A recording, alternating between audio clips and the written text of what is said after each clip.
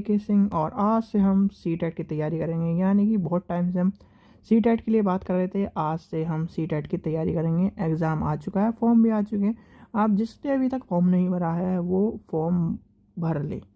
तो सबसे पहले हम CDP सेक्शन देखेंगे। यानी कि CDP में आपको सारी चीज़ें मिलेंगी, क्वेश्चन भी मिलेंगे, क्लासेस भी मिलेंगी। तो यहाँ से क्लास शुरू होती है आज से हमारी क्लास नंबर 1। इस तरह से आपको क्लास मिलती जाएगी।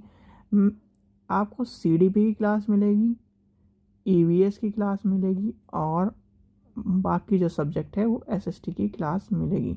तो इस तरह से और ओल्ड पेपर मिल जाएंगे। तो इसलिए आप पहले ही चैनल को सब्सक्राइब करके रखें, जिससे आपको इस तरह की वीडियो मिलती रहे आगे सीटेट के लिए। और एक चीज़ और, सीटेट का जो पैटर्न था, यानी कि हमारा जो सीटेट रहा था पहले 2011 से लेकर 2021 तक, मैं 22 की बात नहीं कर रहा हूँ, 21 तक, जब तक ऑनलाइन मोड नहीं हुआ, यानी कि ऑनलाइन मोड नहीं आया।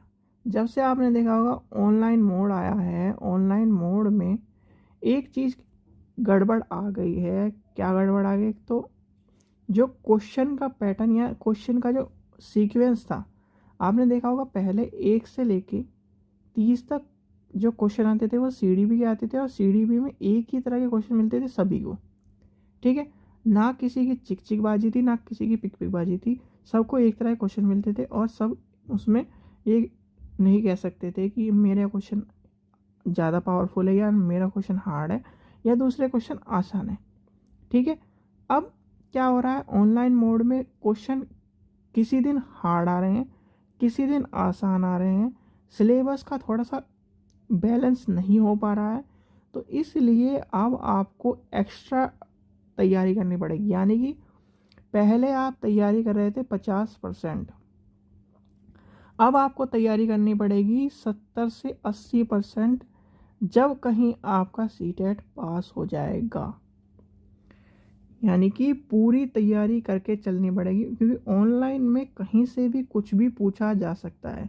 ऑनलाइन का मतलब ये होता है कि अगर 20 दिन एग्ज़ाम चलेगा, मान लीजिए 20 दिन एग्ज़ाम चलेगा, तो 20 पेपर हो गए सीधे सीधे, और 20 पेपर में भी अलग अलग वो होंगे, पेपर भी अलग अलग होंगे। तो इसलिए इस चीज़ का ध्यान रखना। और अगर मान लो 20 दिन में 20 पेपर भी होते हैं, तो 20 पेपर में हमारे 2011 से लेके इतने में 15-16 पेपर हैं, उनमें से भी क्वेश्चन उठेंगे।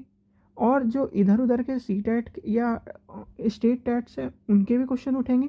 तो इस चीज़ के लिए ध्यान रखें, जितनी भी आपको सीटेट की क्लास मिल रही है या CDP क्लास मिल रही है, अपने सीटेट से रिलेटेड या अपने सब्जेक्ट से रिलेटेड आपको जितनी भी क्लास मिल रही हैं, चाहे वो किसी भी तरह की क्वेश्चन से रिलेटेड हो, सब्जेक्ट से रिलेटेड हो, थ्योरी से रिलेटेड हो, किसी भी तरह की क्लास हो, आप अटेंड करिए, चाहे वो कहीं भी हो।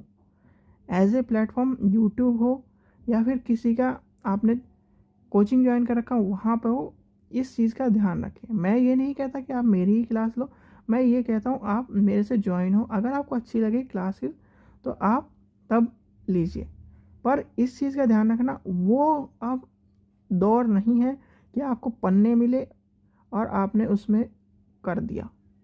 क्योंकि उस टाइम पे सबका पेपर एक आता था, तो ये चांस नहीं रहता था। आज के टाइम पे Day 1 का एग्ज़ाम हार्ड आता है, Day 2 का आसान आता है, Day 3 का क्या नाम हार्ड आता है। तो इस तरह से चलता चल जाता है एग्ज़ाम। और मान लीजिए Day 1 में जो क्वेश्चन पूछा गया, मैक्सिमम ऐसा भी हो सकता है कि Day 2 में वो क्वेश्चन पूछा जा रहा है, पर Day 3 में वो क्वेश्चन पूछा जा रहा है।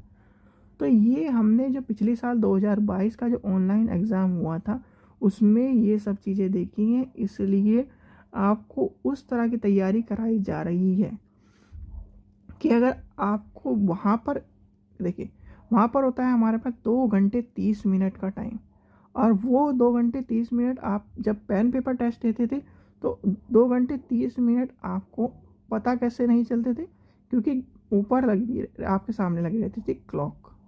ठीक है, तो क्लॉक लगी रहती थी, तो क्लॉक में आपको पता ही है कि क्लॉक में हम इतना ध्यान नहीं देते थे। पर जब 1-2 घंटे 30 मिनट आपके कंप्यूटर में ऐसे उल्टे चलते रहेंगे, तो आपका कहीं ना कहीं माइंड ये भी रहेगा कि जल्दी करो जल्दी करो जल्दी करो जल्दी करो। और उस जल्दी करने के चक्कर में आपके क्वेश्चन गलत हो जाएंगे। तो इसलिए आपको सभी क्वेश्चन, सभी आंसर, सभी चीज़ें पता होनी चाहिए। लेक्चर भी पता होना चाहिए, थ्योरी भी पता होनी चाहिए, क्वेश्चन भी पता होना चाहिए। तो सभी चीज़ें आपको पता होनी चाहिए। चलिए समय व्यर्थ न करते हुए आज की क्लास शुरू करते हैं। आज की क्लास में किस तरह के क्वेश्चन हैं या फिर किस तरह की चीज़ें आई हुई हैं। तो चलिए सबसे पहले आज से क्लास शुरू होती है। एक चीज़ आपसे रिक्वेस्ट है, सब्सक्राइब जरूर करके रखें, वीडियो को लाइक जरूर करें, शेयर करें अपने दोस्तों के बाद जो सीटेट की तैयारी करें, जिससे उनका भी लाभ हो। अपने लाभ में मत खुश रहिए, दूसरे की भी उनको लेके चलिए। अगर आप टीचिंग जॉब में हैं तो टीचिंग जॉब में साथ लेके चलना पड़ेगा, क्योंकि टीचिंग का मतलब ये है कि आप एक संगठन में हैं। ठीक है, चलिए आगे चलते हैं। पहली क्लास में आज पहला क्वेश्चन देखते हैं। बच्चों में ज्ञान की रचना करने और अर्थ का निर्माण करने की क्षमता होती है। ठीक है, धीरे धीरे इसलिए सुनिए क्वेश्चन को और समझिए, क्योंकि ये आपका देखिए रीजनिंग नहीं है, मैथ नहीं है, और जो अदर सब्जेक्ट है वो नहीं है। चीज़ों को CDP देखिए, और सब्जेक्ट में EVS हो गया और SST हो गया, उसमें तो आप जल्दी जल्दी पढ़ोगे क्योंकि वो समझने वाली चीज़ नहीं है। यहाँ पे आपको एक एक लाइन का अर्थ भी समझना होगा, और CDP का मतलब ये है, अगर आपने यहाँ से लेके इस क्वेश्चन को यहाँ तक पढ़ लिया तो डायरेक्ट हिट आप सीधे आंसर पे मार देंगे। ठीक है, चलिए तो क्वेश्चन पढ़ते हैं हम। क्वेश्चन क्या कह रहा है? क्वेश्चन नंबर 1 कह रहा है, बच्चों में ज्ञान की रचना करने और अर्थ का निर्माण करने की क्षमता होती है। ठीक है, बच्चों में क्या होता है? ज्ञान और का निर्माण और ज्ञान की रचना और अर्थ का निर्माण करने की क्षमता होती है। इस परिप्रेक्ष्य में एक शिक्षक की भूमिका क्या होनी चाहिए? यानी कि आप बच्चे में तो ज्ञान की रचना करने की और अर्थ निर्माण की क्षमता है, यानी कि अर्थ निर्माण की क्षमता है, तो आप एज ए टीचर हो तो क्या करेंगे? आपने जब बीएड में ये क्वेश्चन सुना होगा, यानी कि बीएड की साइकोलॉजी में क्वेश्चन बिल्कुल एज इट इज़ वहीं से उठा हुआ है। अगर आपने बीएड की पेडागोजी पढ़ी होगी, यानी कि साइकोलॉजी में ये क्वेश्चन आपको मिलेगा। तो इसका आंसर होगा, क्या होगा इसका आंसर? देखिए एक चीज़ और मैं बताता हूँ आपको। देखिए जब आप एज ए टीचर किसी भी लेवल में, ठीक है, एज ए टीचर किसी भी लेवल में, चाहे वो 1 to 5 हो, 6 to 8 हो, 9 to 10 हो, या फिर 11 to 12 हो, जब आप टीचर होने के नाते बच्चे को ट्रीट करते हैं तो एज ए उसकी भूमिका क्या होती है? उसमें आप भूमिका निभाते हैं एक तरह से दोस्त की, उसके सहयोगी की, उसे कहना उठाने की कोशिश करते हैं। ये नहीं कि आप इसे कह देंगे कि तू नहीं कर सकता। मोटिवेशन जब तक आप उसे नहीं करेंगे तब तक वो उठेगा नहीं। तो इसका आंसर हो जाएगा समकर्ता, यानी कि सुगम करता हो जाएगा। एक तरह से देखिए, जब आप सुगम करता रहेंगे, उसके साथ इन्वॉल्व रहेंगे, एक तरह से निर्देश करता नहीं, सुगम करता। ठीक है, तालमेल बैठाने वाला भी नहीं होगा, तालमेल बैठाने वाला भी नहीं होगा, और निर्देश करने वाला भी नहीं होगा, व्याख्या करने वाला नहीं होगा, तो सुगम करता हो जाएगा इसका आंसर। चलिए आगे चलते हैं, क्वेश्चन नंबर 2 देखते हैं। इसी में आपको मैं बहुत सारी चीज़ें सिखा दूंगा या फिर समझा दूंगा, जितने भी हम भी उस लेवल में हैं, यानी कि बीएड के बच्चों को मैं भी पढ़ा चुका हूँ, और उसमें भी बच्चे, देखिए पहली बात तो ये है कि आज के टाइम पे कोई भी बीएड की क्लास लेना नहीं चाहता। सबसे बड़ी दिक्कत ये है कि बीएड की क्लासेस में बच्चे आपको नहीं मिलेंगे, और वही कारण है कि यहाँ आपको सीटेट की तैयारी में ज़्यादा टाइम लगता है। अगर आप क्लासेस लें और अच्छे से पढ़ें, मैं ये नहीं कहता कि आप 6 के 6 दिन आए, यानी कि मंडे टू फ्राइडे या सैटरडे, जहाँ भी जितनी क्लास लगती हैं, बहुत से कॉलेज में मंडे टू फ्राइडे लगती है, और बहुत से कॉलेज में मंडे टू सैटरडे क्लासेस लगती हैं। बहुत से कॉलेज में सैटरडे ऑफ रहता है, सैटरडे संडे, और बहुत से कॉलेज में संडे ऑफ रहता है। तो अगर आप इनमें से 4 भी क्लास लें, यानी कि मंडे टू फ्राइडे में 4 भी क्लास लें, तो 4 क्लास में अगर आप नोट्स बनाएंगे तो यहाँ पे नोट्स आपको या फिर यहाँ पे पढ़ने की ज़रूरत नहीं है, और आपका बीएड के होते होते यहाँ पे क्लियर हो जाएगा। चलिए नेक्स्ट क्वेश्चन देखते हैं। इन में से कौन सी विशेषता प्रतिभाशाली बच्चे की नहीं है। सबसे पहले बात ये है, अगर आप देखिए कंप्यूटर पे आप कुछ नहीं कर सकते हम कि क्वेश्चन में नहीं है पे पहले मैं भी आपको ये कहता था कि आप अंडरलाइन कर लीजिए। तो अंडरलाइन करने का ये फ़ायदा होता है कि आप उस चीज़ को समझ आते हैं। तो हम पहले अंडरलाइन कर लेते हैं, क्योंकि देखिए 150 क्वेश्चन है, 150 में नहीं वाले जो क्वेश्चन मिलेंगे आपको नहीं है वो क्वेश्चन कम से कम 20 मिलेंगे, और 20 क्वेश्चन अगर आपके गलत हो गए तो आपका सीटेट पास नहीं होगा। ठीक है बच्चों, और एफर्ट इतना डालिए कि आप 91 से लेकर 95 स्कोर कर सकें, और एफर्ट इतना डालिए कि आपको तैयारी करनी है 140 की, मतलब मार्क्स इतने आने चाहिए, तैयारी इतनी करनी है। क्यों तैयारी करनी है? अगर आप सारा ही एफर्ट या सारी एनर्जी आप यहाँ झोंक दोगे सीटेट में तो आगे आप DSSB, ठीक है, या फिर KVS, NVS, इधर यूपी में शिक्षा भर्ती, इसमें तैयारी कहाँ से करोगे, कहाँ से एनर्जी लगाओगे, वो चीज़ें भी इम्पोर्टेंट होती हैं। चलिए तो इसका देखते हैं हम क्वेश्चन क्या है। क्वेश्चन कह रहा है इनमें से कौन सी विशेषता प्रतिभाशाली बच्चे की नहीं है। तो नहीं है पहले अंडरलाइन कर लेंगे। तो नहीं है क्या है वो कहता है निम्न औसती मानसिक क्रिया, यानी कि निम्न औसत मानसिक क्रिया होंगी उसमें, ये कहा गया है इसके अकॉर्डिंग। पर उसमें तो जब प्रतिभाशाली बालक है तो वो मान लीजिए नॉर्मल बच्चा 100 काम करता है तो प्रतिभाशाली बच्चा उससे ज़्यादा काम करेगा, यानी कि 150 काम करेगा। ठीक है, इसलिए प्रतिभाशाली के लिए बात कही गई। उच्च आत्म क्षमता, यानी कि उसमें आत्म क्षमता, आत्मदृष्टिपूर्ण समस्या को समझाने करना, यानी कि वो खुद ही सॉल्व कर लेगा। उच्च श्रेणी में मानसिक, यानी तीनों उच्च की बात कर गए, ये है निम्न की बात, यानी कि नॉर्मल बात कही गई है तो वो नहीं होगी। चलिए आगे देखते हैं आगे क्या कह रहा है। सबसे बड़ी बात आती है यहाँ पे, जो जितने भी साइक्लोजर हुए हैं, एक चीज़ और, 30 क्वेश्चन में से आपको CDB में साइक्लोजर के क्वेश्चन इस बार जो यानी 2022 को हुआ था उनमें 6 क्वेश्चन मिले थे, यानी कि 6 क्वेश्चन उजाड़ने वाले क्वेश्चन थे। जिसे भी साइकोलॉजी में ये चीज़ें नहीं पता उनके लिए तो बहुत दिक्कत है, और जिन्हें पता है उनके लिए कोई दिक्कत नहीं। और पहले क्वेश्चन मिलते थे 3 से 4 क्वेश्चन, यानी 3 to 4 क्वेश्चन मिलते थे साइकोलॉजी के ऊपर, तो वो चीज़ें पैटर्न चेंज हुआ है और अब मिलते हैं 6 से 7 क्वेश्चन, इस चीज़ का ध्यान रखना। चलिए क्वेश्चन नंबर 3 देखते हैं। कोहलरबर्ग के सिद्धांत में पूर्ण परंपरागत स्तर के अनुसार कोई नैतिक निर्णय लेते समय एक व्यक्ति निम्न में से किस तरह प्रवृत्त होगा, यानी किस तरह प्रवृत्त होगा वो, तो इसका आंसर हो जाएगा 4th, यानी कि संभवता दंड। चलिए आगे चलते हैं, क्वेश्चन नंबर 4 देखते हैं। क्वेश्चन नंबर 4 कहता है शिक्षार्थियों के व्यक्तिगत भिन्नता के संदर्भ में शिक्षक को चाहिए। देखिए यहाँ कॉन्सेप्ट व्यक्तिगत भिन्नता का है। देखिए सबसे पहली बात ये, कोई X आदमी है, यानी कि X आदमी है, X और Y आदमी है, फिर आता है XYZ आदमी है।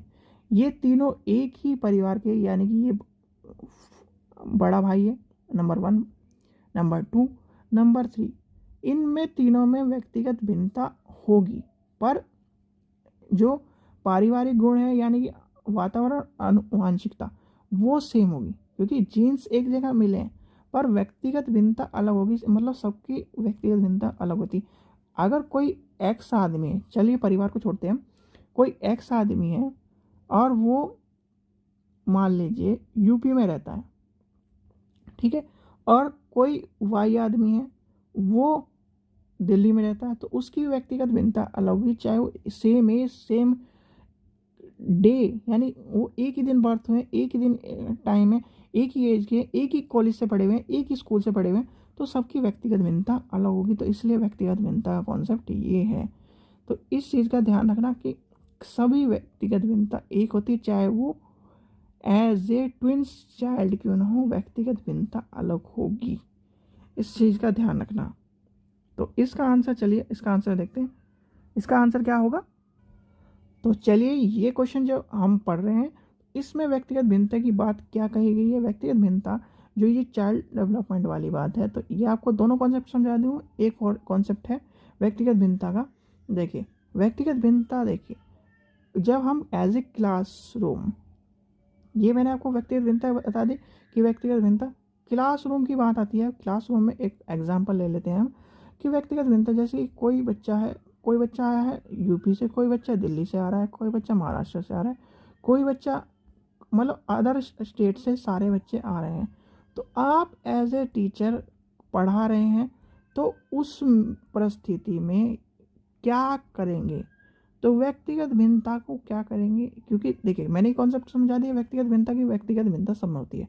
अब आते हैं क्लासरूम में, यानी क्लासरूम में आपकी व्यक्तिगत भिन्नता कहाँ से आएगी, या तो आप पंजाबी वाला स्टूडेंट या फिर उत्तर प्रदेश वाला स्टूडेंट आपको उसी लैंग्वेज में बात करेगा, या फिर अलग लैंग्वेज में, कोई भी सब अलग लैंग्वेज में बात करेंगे, तो आप उसको कैसे देखेंगे, तो उसके लिए आंसर है, यानी कि सीधे सीधे आंसर होगा विभिन्न प्रकार की अधिगम परिस्थिति में को उपलब्ध कराएंगे, यानी कि व्यक्तिगत भिन्नता में उपलब्ध कराना। आपको ये नहीं कहना कि भाई जिस लैंग्वेज में बात कर रहा हूँ उसी लैंग्वेज में तो बात कर।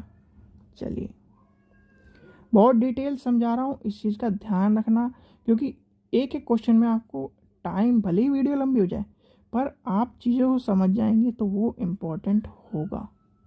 ये क्लास इसलिए है, ये नहीं कि क्वेश्चन है तो क्वेश्चन से चीज़ें ख़त्म कर दी जाए। सीडी भी है, अगर आपको कॉन्सेप्ट समझ में आ गया तो आप झंडे गाड़ सकते हैं सीटेट में। तो क्वेश्चन नंबर 5 देखते हैं, निम्न में से कौन सी बाल विकास की एक सिद्धांत, लेकिन कौन सा बाल विकास का एक सिद्धांत नहीं है, तो वही क्वेश्चन देखिए, सॉरी, तो कौन सा सिद्धांत नहीं है पूछा है, यानी कि तो सिद्धांत नहीं है, तो इसमें सभी विकास तथा अधिगम एक समान गति से आगे बढ़ता है, बिल्कुल नहीं। जब आपने विकास और वृद्धि वाली बात कॉन्सेप्ट समझा होगा, सबसे पहला ही चैप्टर सीडीपी का, तो विकास और अधिगम की जब बात आती है, यानी कि विकास और अधिगम, विकास और वृद्धि की जब बात आती है, तो वो एक गति में नहीं चलता, कभी भी विकास अलग होता है, वृद्धि अलग होती है, अधिगम अलग होता है। किसी का अधिगम इस तरह का हो जाएगा, तो इस चीज़ का ध्यान रखना, यानी कि इसका आंसर हो जाएगा ऑप्शन नंबर सी, विकास और अधिगम कभी भी सेम नहीं होगा। और ये जो क्वेश्चन है सीडीपी सेक्शन में सी टेट का इम्पोर्टेंट क्वेश्चन माना जाता है कि सिद्धांत, बालक के एक सिद्धांत की नहीं बात कही, तो यानी कि एक तरह से विकास के सभी क्षेत्र महत्वपूर्ण है, ये चीज़ आता है। सभी विकास क्रम, एक क्रम, यानी कि विकास का, जैसे आप सीधे सीधे मान लीजिए विकास का क्रम क्या होगा, पहले के विकास चलेगा, सीधे सीधे मान के चलते हैं, एक बच्चा पैदा होगा, बच्चे का हाइट बढ़, मतलब फिर उसका अगला जन्म होगा, फिर उसकी सारी चीज़ें विकास में चलती चल जाएंगी। इस तरह से विकास का एक क्रम होगा, ये नहीं कि पहला बच्चा पैदा होगा फिर उसकी हाइट बढ़ेगी, फिर ये सब चीज़ें नहीं होगी, एक तरह से क्रम में चलता चल जाएगा। तो यही है विकास का क्रम, ठीक है। इसका आंसर हो जाएगा हमारा नहीं वाले में ये वाला। चलिए क्वेश्चन नंबर 6 देखते हैं, निम्न में से कौन से आकलन करने का सर्वाधिक उपयोगी तरीका है। तो आकलन करने का सबसे सर्वाधिक उपयोगी तरीका क्या है, आकलन शिक्षण अधिगम के अंतर्निहित होना वाली प्रक्रिया, अंतर्निहित प्रक्रिया होनी चाहिए। देखिए अंतर्निहित प्रक्रिया में मोस्ट इम्पॉर्टेंट ये होता है कि आकलन सर्वाधिक इम्पोर्टेंट हो, यानी सर्वाधिक बच्चे के, अगर हम टीचर, यानी टीचर को लेकर चलें और स्टूडेंट को लेकर चलें, आज के टाइम पे टीचर और स्टूडेंट का इंटरेक्शन ऐसा होना चाहिए एज ए डिलीवर्ड, यानी कि अब जब ऑनलाइन माइंड हो गया या ऑनलाइन क्लासेस हो गए, आपने देखा होगा कि बहुत से टीचर परेशान हुए।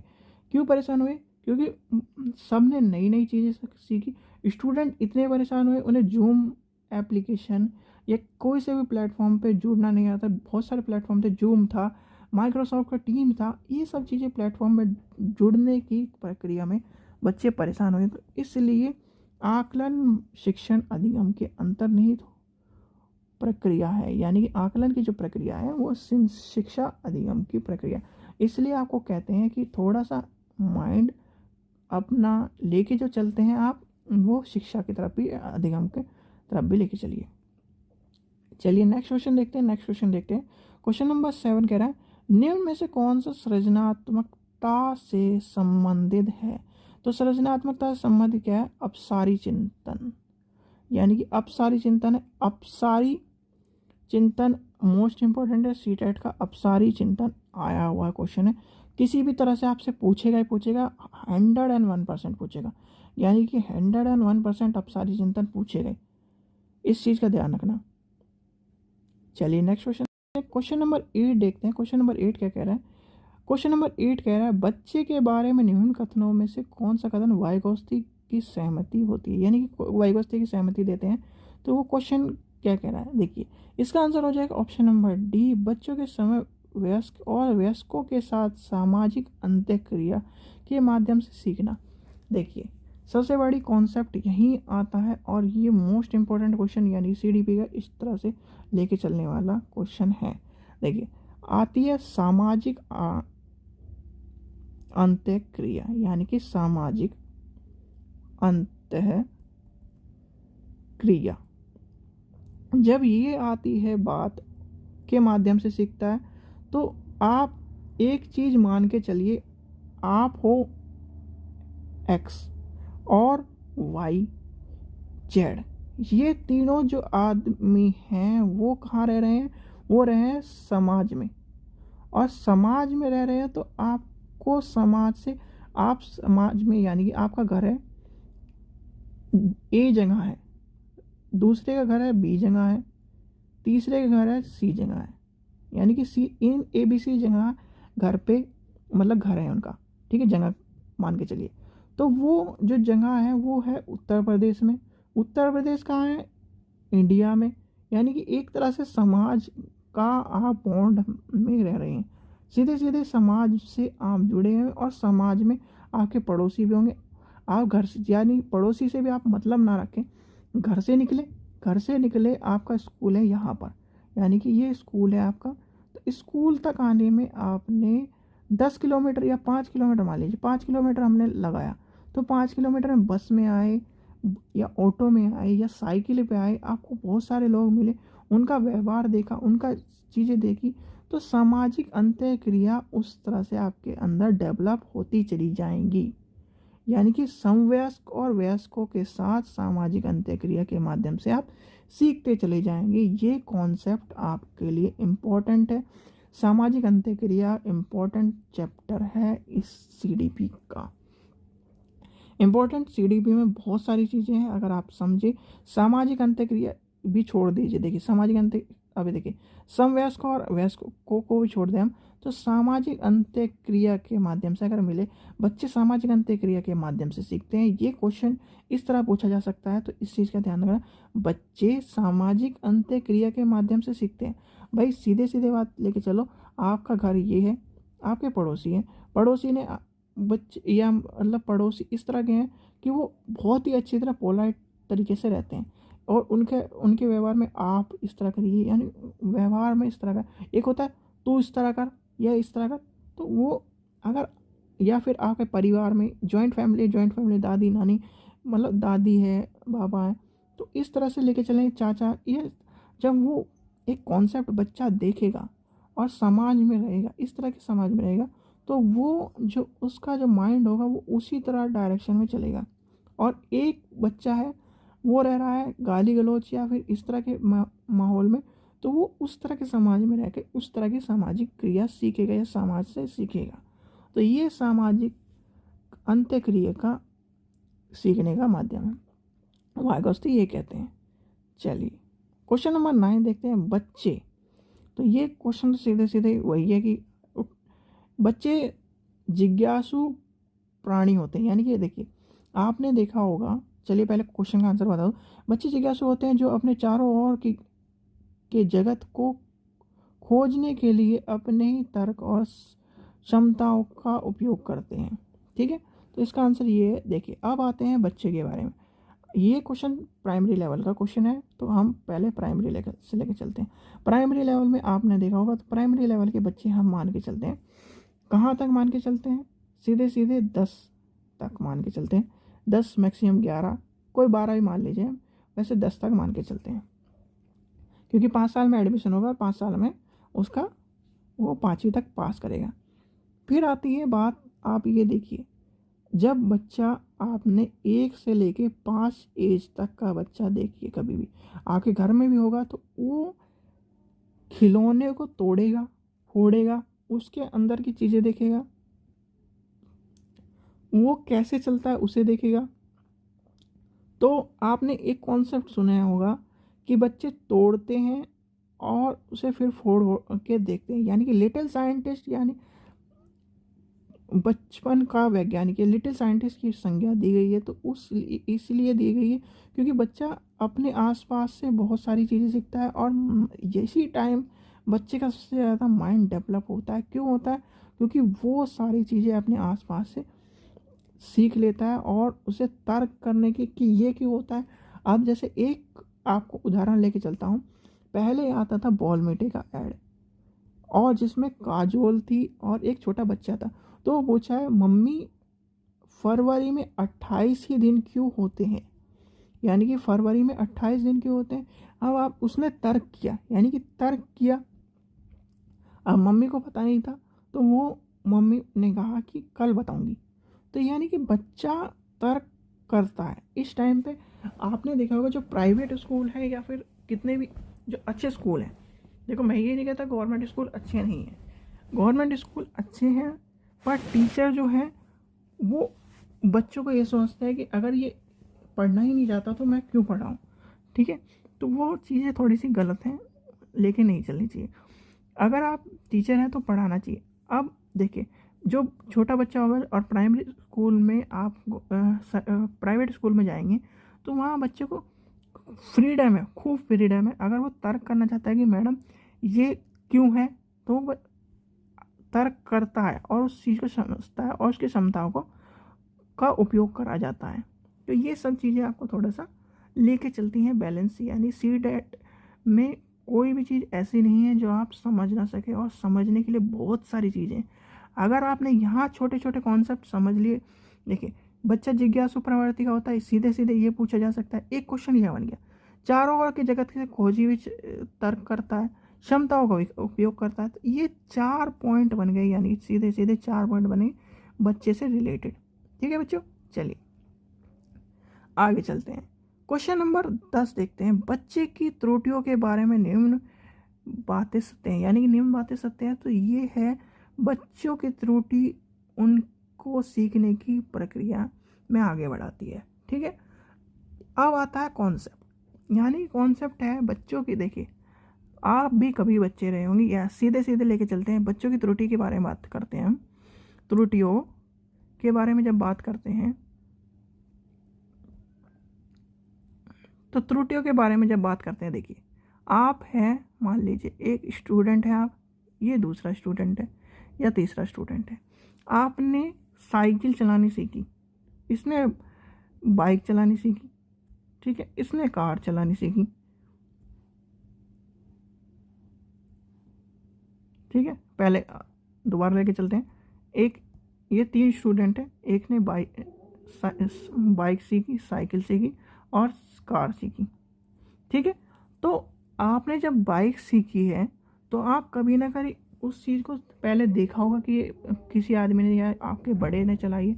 आप गिरे होंगे, फिर खड़े हुए होंगे, गिरे होंगे, खड़े हुए होंगे। तो अपनी त्रुटि से कि पहले मैं इस तरह से बैलेंस करूँगा तो ये गिर रहा हूँ, और अगर मैं इस तरह इधर से बैलेंस करूँगा तो नहीं गिर रहा।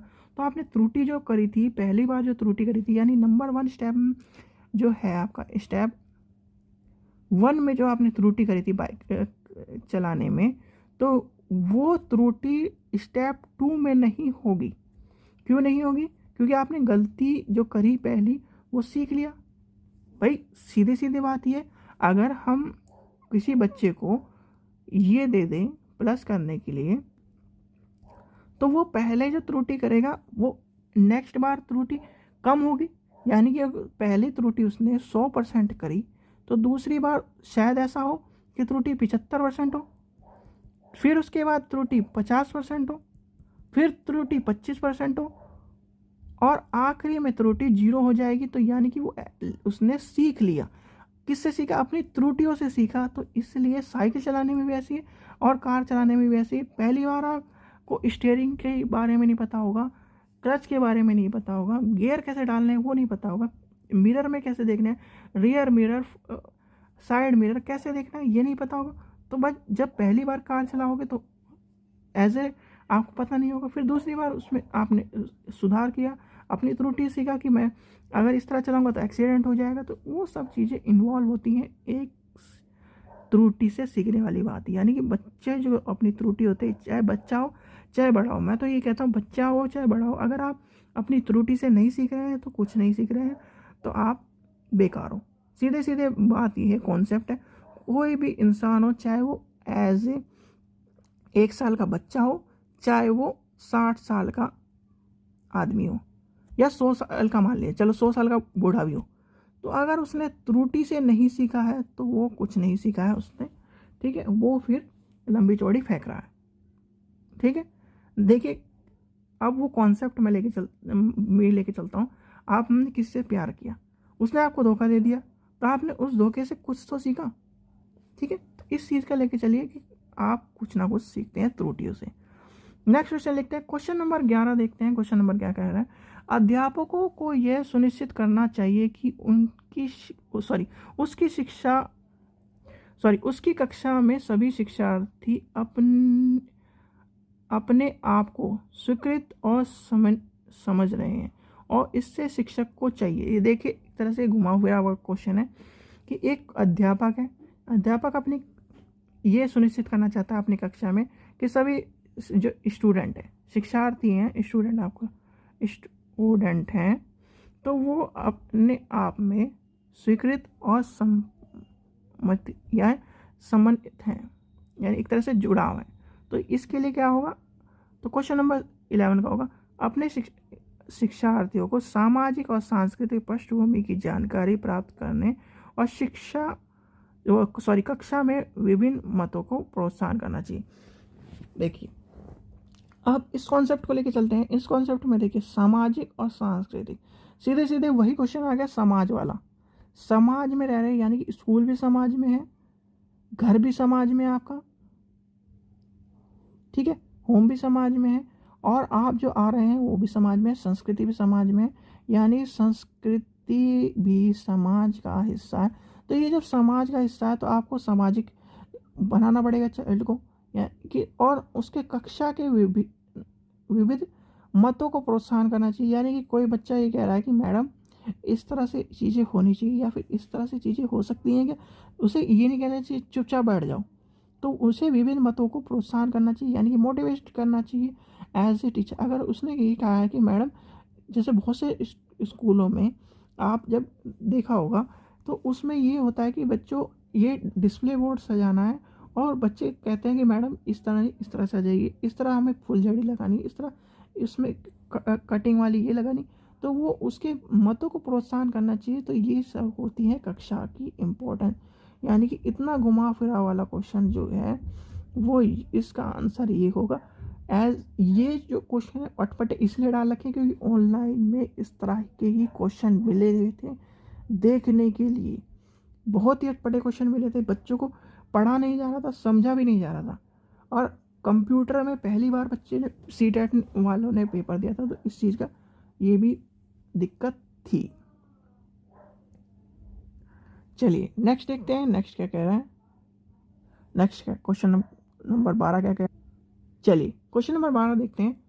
सुरेश सामान्य रूप से एक शांत कमरे में, यानी कि एक कमरे में पढ़ना चाहता है, शांत कमरे में पढ़ना चाहता है, अकेला पढ़ना चाहता है, जबकि मदन अपने मित्रों के साथ पढ़ना चाहता है। तो यह उनके डैश विविधता के कारण होता है, यानी कि उसके या दोनों के, उसके हो या उनके हो, दोनों कॉन्सेप्ट आ सकते हैं।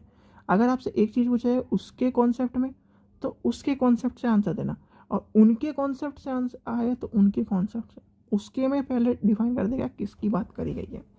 चलिए, तो इसका हो जाएगा अधिगम शैली। देखिए, मैंने आपको बताई थी ए स्टूडेंट और बी स्टूडेंट की बात, तो व्यक्तिगत भिन्नता थी भाई, व्यक्तिगत भिन्नता होगी।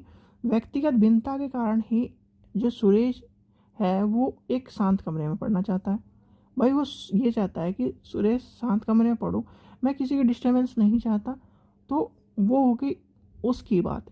अब आती है बात किसकी, मदन की। तो मदन क्या चाहता है कि मैं सबके साथ पढूं। भाई वो उसकी व्यक्तिगत भिन्नता है, और व्यक्तिगत भिन्नता के जो कॉन्सेप्ट है, और व्यक्तिगत भिन्नता से कॉन्सेप्ट आता है अधिगम शैली, कि उनकी अधिगम शैली इस तरह की है। यानी कि इंटरलिंकिंग जब तक आप पढ़ेंगे नहीं तब तक आपको सीडीबी का कॉन्सेप्ट नहीं समझ में आएगा, इस चीज़ का ध्यान। चलिए आगे चलते हैं। क्वेश्चन नंबर 13 देखते हैं। क्वेश्चन नंबर 13 क्या कह रहा है, भारत में भाषिक विविधता बहुत है। यानी कि भारत में आपको पता ही है 22 लैंग्वेज सबसे अलग अलग है। इस संदर्भ में विशेषकर कक्षा 1 और कक्षा 2 में प्राथमिक स्तर के बहुभाषी शिक्षाओं के में सर्वाधिक उपयोगी क्या होगा। देखिए अभी ऊपर मैंने विविधता वाला क्वेश्चन कॉन्सेप्ट आपको क्लियर करा था, जो विविधता पाई जाती है कक्षा में, तो वही कॉन्सेप्ट यहाँ है। देखिए पहले इसका आंसर देख लेते हैं। कक्षा के सभी भाषाओं का सम्मान करना चाहिए और भाषाओं की विविध व्यक्तिगत सॉरी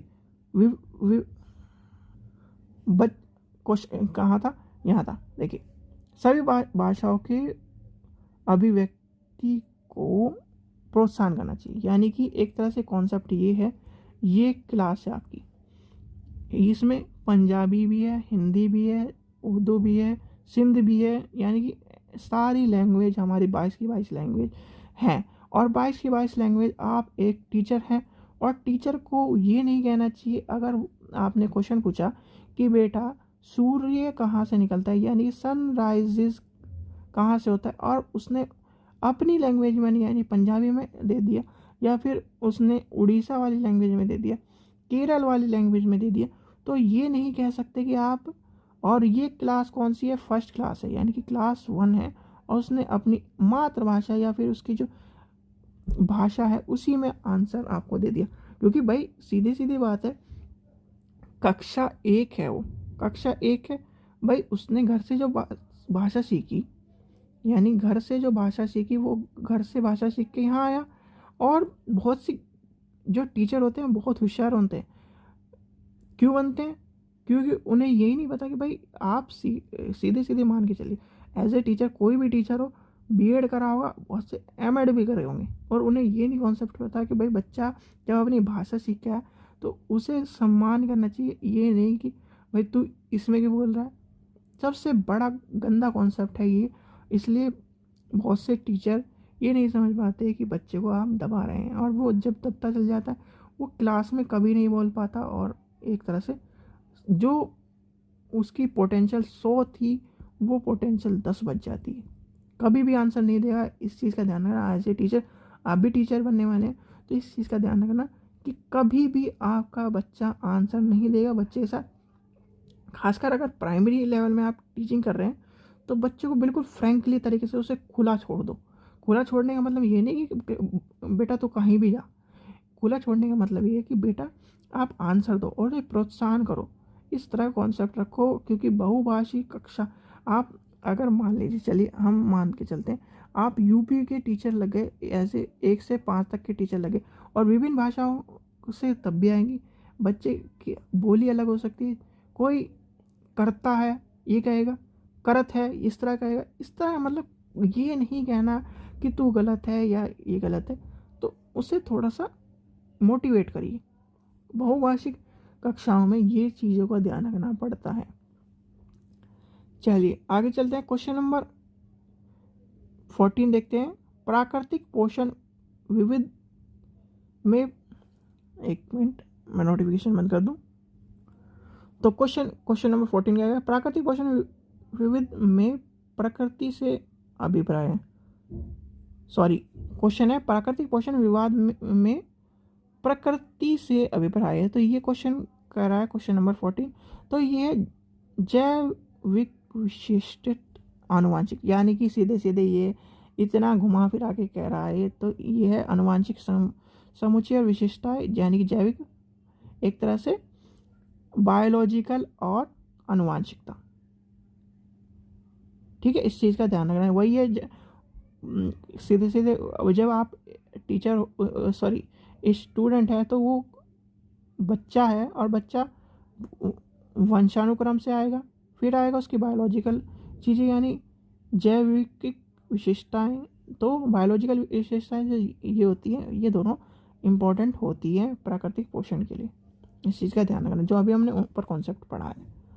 इतने भारी भरकम शब्द जो हिंदी के हैं, थोड़ा सा इंग्लिश में भी क्वेश्चन पढ़ना की आदत डाल लो, क्योंकि टीचर और सीटेट लेवल में या फिर किस आपने देखा होगा बच्चे हर बार यूपीएससी, एक चीज़ अभी थोड़े से हट के चल रहे हैं, यूपीएससी में पेपर आता है हिंदी लेवल हिंदी का, यानी हिंदी मीडियम वाले बच्चे क्यों फेल होते हैं, उसका सबसे बड़ा कारण ये है कि उसमें हिंदी इस तरह की रहती है, आपको समझ में ही नहीं आएगी। और अब वही क्वेश्चन अगर आप इंग्लिश में पढ़ेंगे तो इंग्लिश में उसका अर्थ का अनाथा हो जाएगा। तो ये कॉन्सेप्ट थोड़ा सा बुरा है, तो इसलिए इस चीज़ को लेके चलते हैं। चलिए आगे चलते हैं। क्वेश्चन नंबर 15, जन संचार माध्यम सामाजिकरण एक महत्वपूर्ण माध्यम बनता जा रहा है। नीचे दिए गए कथनों में से कौन सा सबसे उपयोगी तो यह है जनसंचार माध्यम की पहचान बढ़ रही है और जनसंचार माध्यम है मूल्यांकन विशेषता विश्वासों और प्रभावित करता है। यानी कि सीधे सीधे ये चले के चलते हैं जो जनसंचार माध्यम है, और जनसंचार माध्यम आपको पता ही है क्या है, मोबाइल, टीवी भी मान के चलिए एक तरह से जनसंचार माध्यम, न्यूज़पेपर है, ये सब चीज़ें इम्पोर्टेंट है जनसंचार माध्यम में। और जनसंचार माध्यम महत्वपूर्ण क्यों हो रहा है, देखिए आपने मोबाइल पे देखा प्राइम मिनिस्टर का भाषण, यानी देखिए पीएम का भाषण देखा, वहाँ से अच्छी चीज़ें सीखी और सामाजिकरण में आपके लिए इम्पोर्टेंट हुई वो। या फिर किसी भी एक्स आदमी का, आपने एक्स वाई आदमी का कोई चीज़ देखी, वहाँ से चीज़ सीखी, तो वो सामाजिकरण की प्रक्रिया में जुड़ते चल जाएगी। यानी जनसंचार माध्यम सामाजिकरण के मूल्यांकन, अभिवृत्ति, इन सभी चीज़ों में बहुत ही महत्वपूर्ण होता है। एक तरह से आपको विश्वास भी दिला, ये सारी चीज़ें इंपॉर्टेंट होगी, यानी कि इसलिए इम्पोर्टेंट होगा ये सब। चलिए आगे चलते हैं। क्वेश्चन नंबर 16 देखते हैं, बच्चे किस प्रकार से सीखते हैं। इंपॉर्टेंट क्वेश्चन है, बच्चे किस प्रकार से सीखते हैं, नीचे दिए गए कथनों में से कौन सी इसके लिए विशेषता इंपॉर्टेंट है।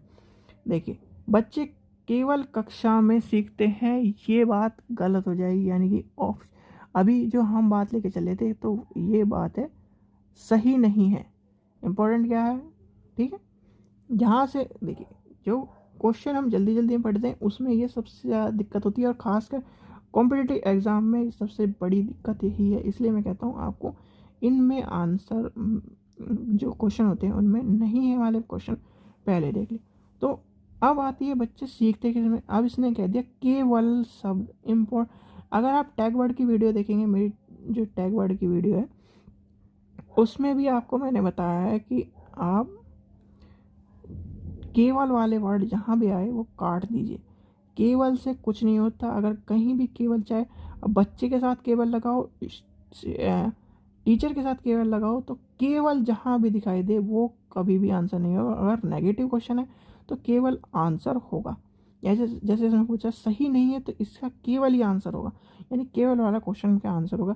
अब आता है बच्चे की प्रक्रिया कैसे सीखता है बच्चा। आप देखते हैं बच्चा जब जन्म होता है जन्म से ही सीखना शुरू कर देता है, यानी कि आज डे 1 है उसका, तो डे 1 से ही सीखना शुरू कर देगा। और वो कैसे सीखेगा, अपनी माँ के द्वारा सीखेगा। सबसे पहले माँ के द्वारा सीखेगा।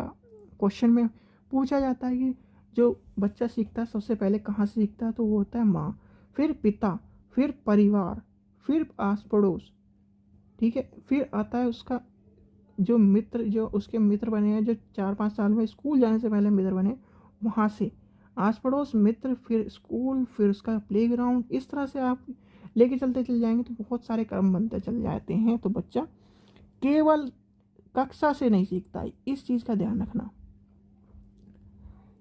चलिए आगे चलते हैं। क्वेश्चन नंबर 17 देखते हैं। 17 क्या कह रहा है, प्राथमिक विद्यालय शिक्षक को अपने शिक्षार्थियों की, यानी कि अपने स्टूडेंट को अभिप्रेरित करने के लिए निम्न में से किस रणनीति को अपनाना चाहिए। तो सीधे सीधे बात ये है कि ये है आप बात कर रहा है प्राइमरी टीचर की, यानी कि प्राइमरी टीचर हो आप। प्राइमरी टीचर में आपको बच्चे को प्रोत्साहन करना है, यानी कि एक तरह से अभिप्रेरणा के लिए उसे क्या करना है, उसके लिए रणनीति बनानी है। तो आपको क्या करोगे, तो ये है रणनीति आपकी।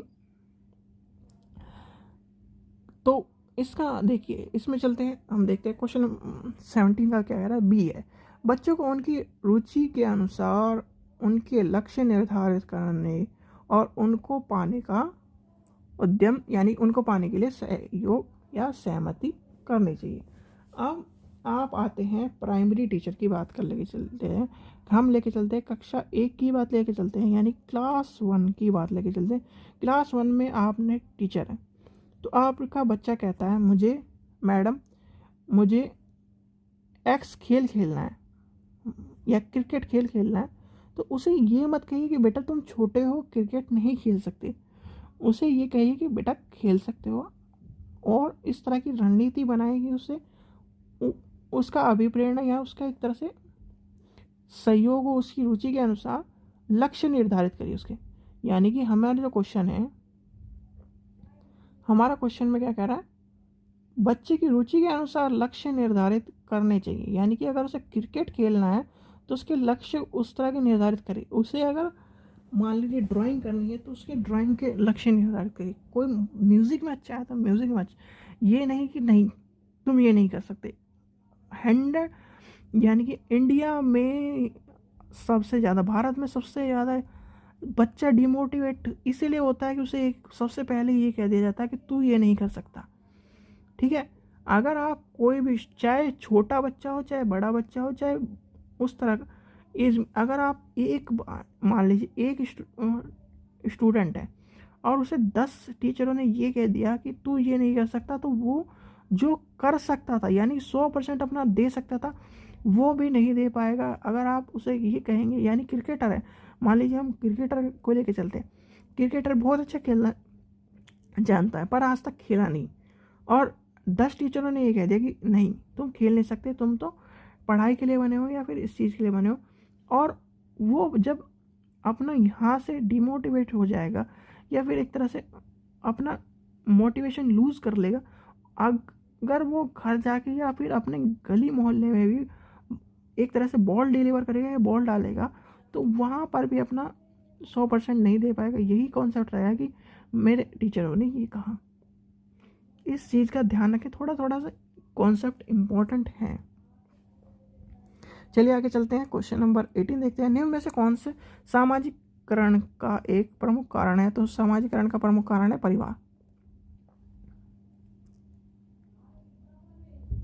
तो इसका सीधा सीधा आ जाएगा परिवार। सबसे पहला इंपॉर्टेंट है परिवार, अगर परिवार में भी लेके चले तो माँ है इंपॉर्टेंट। ठीक है, परिवार आ जाएगा, परिवार के बाद स्कूल आ जाएगा, स्कूल के बाद परिवार, परिवार के बाद आस पड़ोस, आस पड़ोस के बाद स्कूल, स्कूल के बाद सारी चीज़ें इन्वॉल्व होती चल जाएंगी। ये क्रम से आपसे पूछे जा सकते हैं कि परिवार के बाद क्या है, परिवार के बाद आता है आस पड़ोस, यानी आस पड़ोस आ जाएगा, फिर आस पड़ोस के बाद स्कूल आ जाएगा, स्कूल से चलते चल जाएंगे, इस तरह से सारी चीज़ें आ जाएंगी। चलिए क्वेश्चन नंबर 19 देखते हैं। बच्चों को समूह कार्य देना एक प्रभावी शिक्षण रणनीति, यानी कि समूह कार्य देना बहुत इंपॉर्टेंट होता है। क्यों इंपॉर्टेंट होता है, देखिए सीखने की प्रक्रिया बच्चे एक दूसरे से सीखते हैं और सहमति भी करते हैं। देखिए अब इसका आंसर ये है। ठीक है, अब आते हैं कॉन्सेप्ट की बात। जो बच्चा है, बच्चों में जब समूह क्रिया करवाएंगे आप, तो मान लीजिए समूह क्रिया एक क्लास में 50 बच्चे हैं और 50 में से आपने समूह बना दिए, 10-10 के समूह बना दिए, 5 समूह बन गए। तो 5 समूह बन गए, जब 5 समूह बनेंगे, तो 5 समूह जब बनेंगे हमारे, तो एक समूह में 10 बच्चे हैं, 10-10 तो जब 10-10 समूह वाले बच्चे रहेंगे तो एक बच्चा की अलग आएगी व्यक्तिगत भिन्नता की बात। व्यक्तिगत भिन्नता है तो बच्चा कहेगा कि नहीं सोहन ये करना चाहिए, नहीं रोहन ये करना चाहिए। तो जब 10 को एक चीज़ का जब समूह क्रिया कराएंगे तो वो जो डिलीवर होगा, जो चीज़ डिलीवर होगी, यानी कि अगर उन्हें प्रोजेक्ट बनाने के लिए दिया गया, उसमें एक ने डिज़ाइन किया, एक ने उसकी हेडिंग डाली, एक ने, तो उसका जो आउटपुट निकलेगा वो निकलेगा समूह की सहयोग से और समूह का एक सभी का माइंड। फिर आती है बात यहाँ, जब 10 के 10 स्टूडेंट इंटरेक्शन करेंगे, बोलचाल करेंगे, तो वहाँ आएगी मित्रता, आएगी एक तरह से सहयोग की भावना आएगी। नहीं, ये नहीं करना चाहिए चल तो। और अगर मान लीजिए आप चार्ट पेपर बना रहे और किसी के पास कलर नहीं है, तो वो कहेगा मेरे कलर ले लो, तो मेरी पेंसिल ले लो। ये तो इस तरह से समूह भावना, यानी कि एक तरह से समूह भावना भी इन्वॉल्व होगी सीखने में। तो यानी कि एक क्वेश्चन से आप देखिए कितने क्वेश्चन सीखते जा रहे हैं, इस चीज़ का ध्यान रखिए। क्वेश्चन नंबर 20 देखते हैं। क्वेश्चन नंबर 20 क्या कह रहा है? एक औसत बुद्धि वाले बच्चे यदि भाषा को पढ़ने और समझने में कठिनाई प्रदर्शित करते हैं, यानी कठिनाई प्रदर्शित करते हैं, तो ये संकेत देता है कि ये लक्ष्य प्रदर्शित करता है। तो क्या कहता है? पाठन डिसलेक्सिया, सीधे सीधे ये देखिए डिसलेक्सिया आ जाएगा। अब बात आती है इनको समझने वाली। देखिए डिसलेक्सिया, डिसग्राफिया हर बार पूछा जाएगा, लिख के ले लो। फिर आता है डिसकैलकुलेशिया, ये आता है और ये रेयर ही केस होगा जो पूछा जाता है। तो 3 का कॉन्सेप्ट मैं समझा देता हूँ आपको। डिसलेक्सिया और डिसग्राफिया में सबसे पहले आता है डिसलेक्सिया। हम लेके चलते हैं डिसलेक्सिया,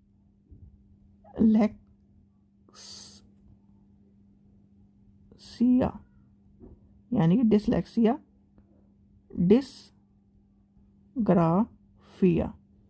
डिसग्राफिया कब आएगा? देखिए सीधे सीधे आखिरी वर्ड को लेकर ग्राफ बनाते हैं हम हाथ से, यानी कि पेन पेपर से बनाते हैं। पेन और पेपर चाहिए इसके लिए, ठीक है। तो जब पेन पेपर की बात आएगी तो ग्राफिया हो जाएगा, यानी लिखने वाली बीमारी, यानी लिखने वाला दोष। और जब आएगा यानी लेक्सिया, बोलने वाली जब चीज़ें आएंगी तो वो पठन से संबंधित आ जाएगी।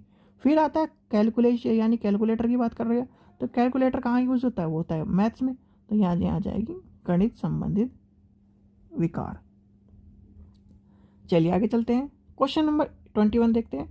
शैशवावस्था की अवधि, यानी शैशवावस्था की अवधि से आपको पता है, सीधे लगा देंगे 0 से 2 वर्ष। बहुत सी चीज़ें आपको पता होनी चाहिए। शैशवावस्था कब है, यानी शैशवावस्था, बाल अवस्था, ये सारी चीज़ें पता होनी चाहिए। और एक आपसे पूछा जाता है कि बच्चे का जो ओरिजिन है वो कब से माना जाता है? माँ के गर्भ से, यानी कि माँ के गर्भ से जो इम्पोर्टेंट चीज़ें हैं वो सीखता चला जाता है। चलिए आगे चलते हैं। क्वेश्चन नंबर 22 देखते हैं। पियाजे के अनुसार 2 से 7 वर्ष के बीच एक बच्चा संज्ञानात्मक विकास की डैश अवस्था में रहता है, तो वो किस अवस्था में रहता है? पूर्व संक्रियात्मक अवस्था में रहता है।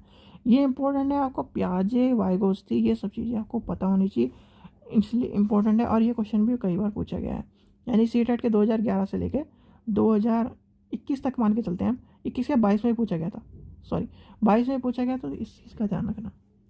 22 में भी दूसरे तीसरे दिन ही पूछा गया। चलिए क्वेश्चन नंबर 23 देखते हैं। विकास डैश से डैश की ओर बढ़ता है।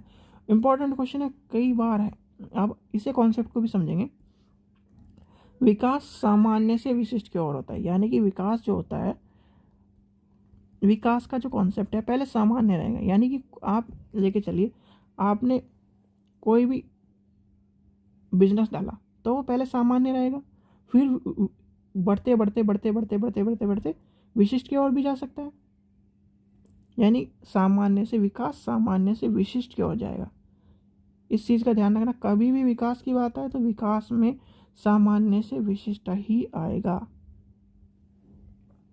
चलिए क्वेश्चन नंबर 24 देखते हैं। जब वयस्क सहयोग से समझ कर लेते हैं तो बच्चे के वर्तमान स्तर के प्रदर्शन के संभावित क्षमता के स्तर को प्रदर्शन की तरफ प्रगति क्रम को सुगम बनाते हैं। इसे कहते हैं, क्या कहते हैं? इसे कहते हैं सहयोग देना। यानी कि सहयोग की बात आई, यानी कि सहयोग की जब बात आती है तो वो एक तरह से वयस्क, एक इतना कॉन्सेप्ट, यानी कि इतना लंबा चौड़ा क्वेश्चन मत समझिए, सीधे सीधे क्वेश्चन कर रहा है कि बच्चा जब सहयोग की या वर्तमान में प्रदर्शन करता है, या क्षमता को इससे करता है, प्रगति करता है, सुगम करता है, तो उसमें सहयोग वाली बात आती है, यानी सहयोग देना।